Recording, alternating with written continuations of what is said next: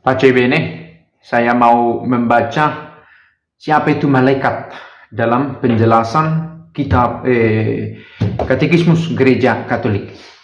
Kita bisa baca di sini sebagai bagian dari pengajaran iman dalam Gereja Katolik. Siapa malaikat itu menurut Katolik?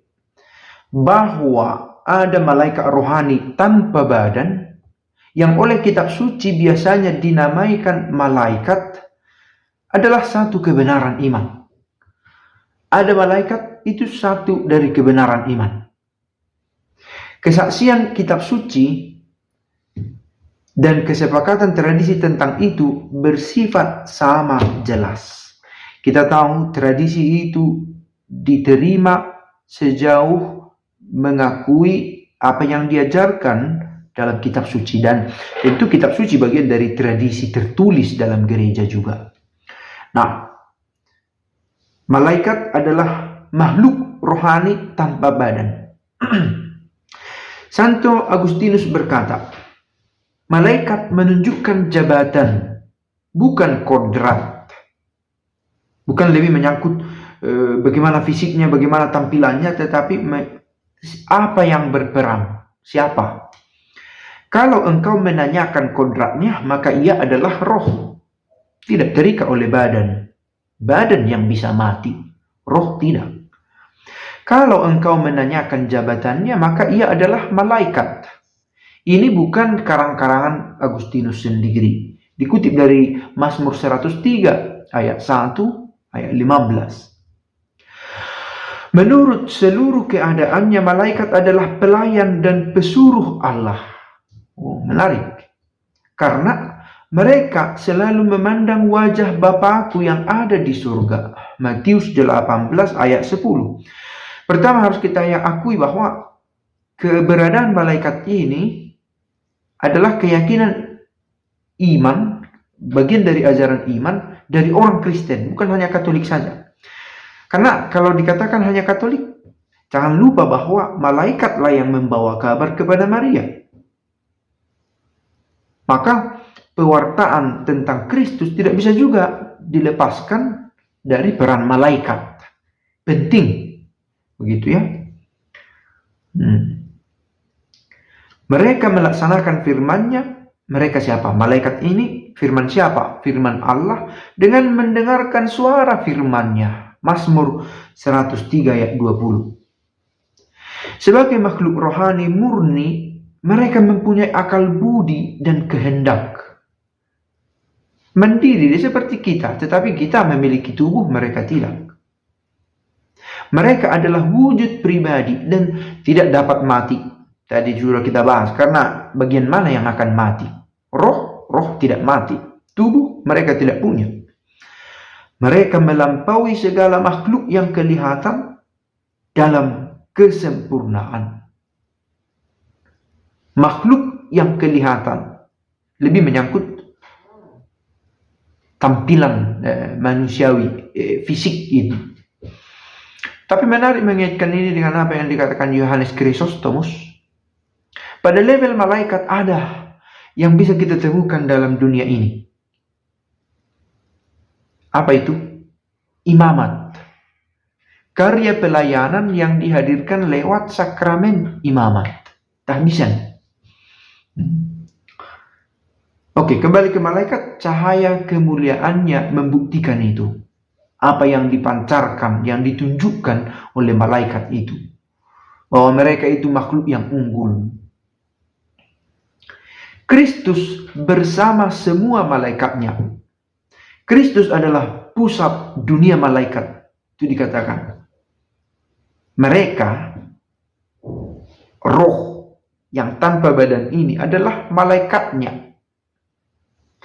Malaikat Kristus. Apabila anak manusia datang dalam kemuliaannya dan semua malaikat bersama-sama dengan dia. Matius 25 ayat 31. Mereka adalah miliknya. Karena mereka diciptakan oleh dia dan untuk dia. Mengabdi kepada dia. Karena di dalam dia telah diciptakan segala sesuatu yang ada di surga dan ada di bumi. Oke? Yang kelihatan dan yang tidak kelihatan. Maka Dengan rumusan ini, manusia ikut, semua makhluk ikut, malaikat juga ikut. Yang terpusat kepada Kristus. Baik singgasana maupun kerajaan, baik pemerintahan maupun penguasa, segala sesuatu diciptakan oleh Dia untuk Dia. Kolose 1 ayat 16. Mereka lebih lagi miliknya, karena Ia menjadikan mereka pesuruh rencana keselamatannya. Kita ingat itu dalam pewartaan malaikat Gabriel. Mereka adalah roh-roh yang melayani, yang diutus untuk melayani mereka yang harus memperoleh keselamatan. Dan karena itu, mereka berperan dalam hidup kita juga, para malaikat ini. Karena demikianlah karya Allah untuk menyelamatkan kita, dan untuk karya ini, para malaikat membantu. Sebagaimana perannya tadi, untuk melayani Allah, dalam hal ini membantu kita juga untuk sampai kepada Allah, memperoleh keselamatan. Ibrani 1 ayat 14. Mereka ada sejak penciptaan dunia dan sepanjang seluruh sejarah keselamatan. Mereka mengabarkan keselamatan dari jauh dan dari dekat, di mana-mana, namanya roh. Dan melayani rencana ilahi untuk melaksanakan keselamatan itu. Oke. Mereka mengunci Firdaus duniawi, melindungi Lot, meluputkan Hagar dan anaknya, menghalangi tangan Abraham, menyampaikan hukum kepada bangsa Israel, menghantar bangsa Allah, mewartakan kelahiran dan panggilan, membantu para nabi, sekadar untuk menyebut beberapa contoh. Itu tadi contoh yang tentu kita temukan dalam kitab suci. Ternyata banyak perannya yang diucap sedikit di sana, sedikit di sini, sedikit di sini.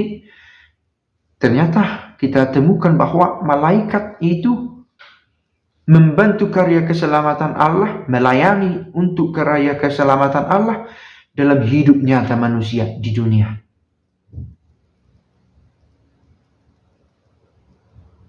Akhirnya ada malaikat Gabriel menampakkan diri untuk menyampaikan kelahiran perintis dan kelahiran Yesus sendiri. Perintis Yohanes Pembaptis, Yesus sendiri.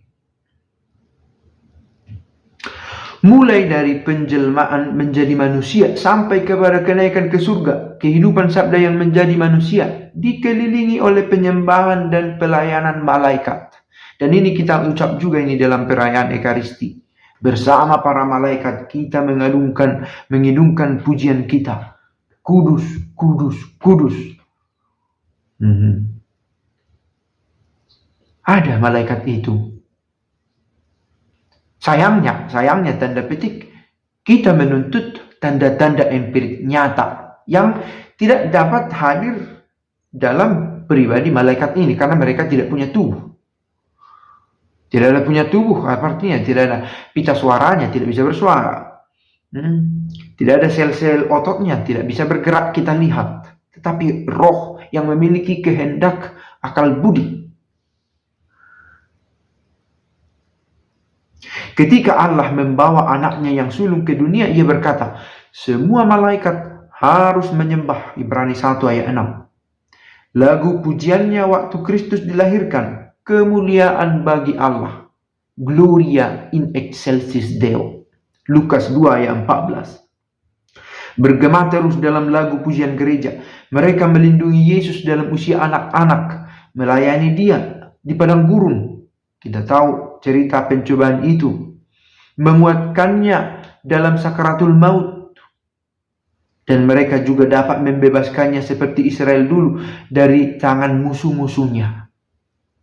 Malaikat-malaikat itu pula yang mewartakan Injil, di mana itu dikatakan Lukas 2 ayat 10, dengan menyampaikan kabar gembira mengenai penjelmaan dan kebangkitan Kristus. Kita tahu peristiwa kebangkitan, siapa itu yang berbaju putih yang memberitahu bahwa yang kamu cari itu tidak ada di sini. Malaikat. Pada kedatangan kembali Kristus yang mereka maklumkan, mereka menyertai Dia dan melayani Dia waktu pengadilan. Dalam konteks eskatologi. hari-hari akhir ada juga kehadiran malaikat. Malaikat di dalam kehidupan gereja. Toh kita tidak bisa mengawang-awang meskipun dalam bacaan tadi sudah ditunjukkan bagaimana malaikat itu berperan dalam hidup nyata.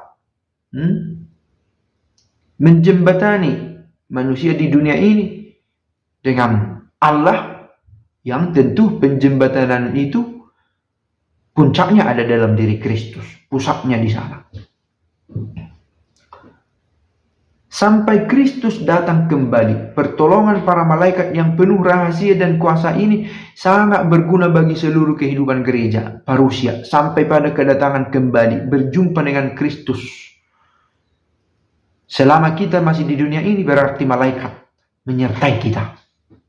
Dalam liturgi gereja dalam liturginya, gereja mempersatukan diri dengan para malaikat untuk menyembah Allah yang Maha Kudus. Tadi dalam lagu Kudus misalnya, ia minta bantuan mereka, gereja meminta bantuan mereka, dan merayakan terutama peringatan akan malaikat tertentu hari ini. Gabriel, Mikael, Rafael, dan malaikat pelindung. Sejak masa anak-anak sampai pada kematiannya, malaikat mengelilingi kehidupan manusia dengan perlindungan dan doa permohonan. Seorang malaikat mendampingi setiap orang beriman sebagai pelindung dan gembala, supaya mengantarnya kepada kehidupan. Basilius yang kita terima sampai sekarang keyakinan itu, ada yang menyertai saya, tidak sendirian. Mengapa disertai? Untuk menjaga saya sampai pada keselamatan. Sejak di dunia ini, dalam iman, kehidupan Kristen mengambil bagian di dalam kebahagiaan persekutuan para malaikat dan manusia yang bersatu dengan Allah. Pace bene.